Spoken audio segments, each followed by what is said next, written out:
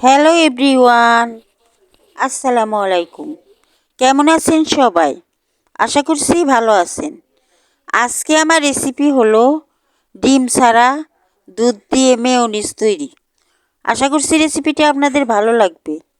তাহলে দেখতে থাকেন, আমার সাথেই থাকেন। তাহলে আমি শুরু করি। একটা ব্লেন্ডারের জার নিয়ে নিলাম।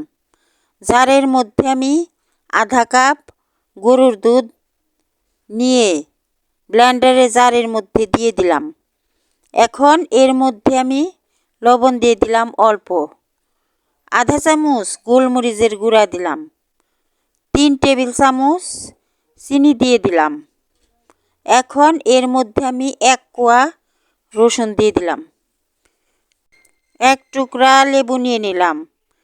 এখন লেবুটাকে আমি চিপে এই দুধের মধ্যে দিয়ে দিলাম। লেবুটা চিপে দেওয়ার পর 1 কাপ সয়াবিন তেল নিয়ে নিলাম।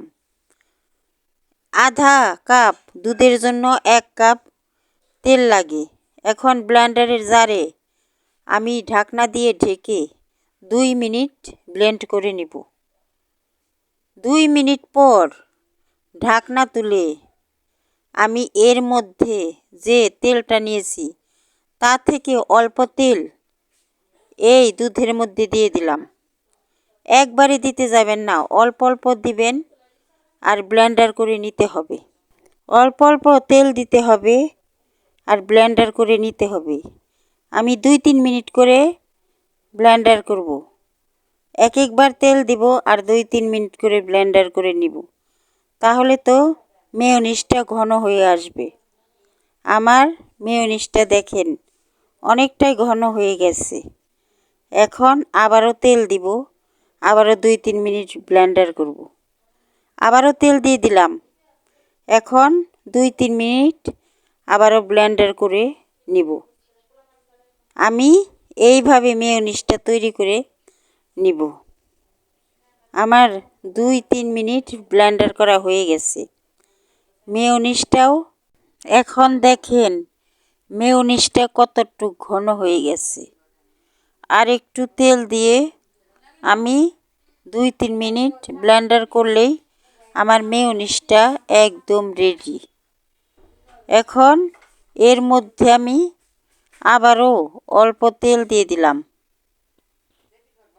তেল দেওয়ার পর এখন আবার 2-3 মিনিট ব্লেন্ডার করব।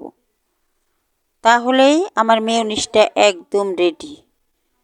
আমি আবারও 2-3 মিনিট ব্লেন্ডার করে নিলাম। এখন আমার মেয়োনিজটা একদম রেডি। একটা বাটিতে আমি ঢেলে আপনাদেরকে দেখিয়ে দিব। দেখেন কতটা ঘন। এখন একটা বাটিতে আমি মেয়োনিজটা ঢেলে নিচ্ছি।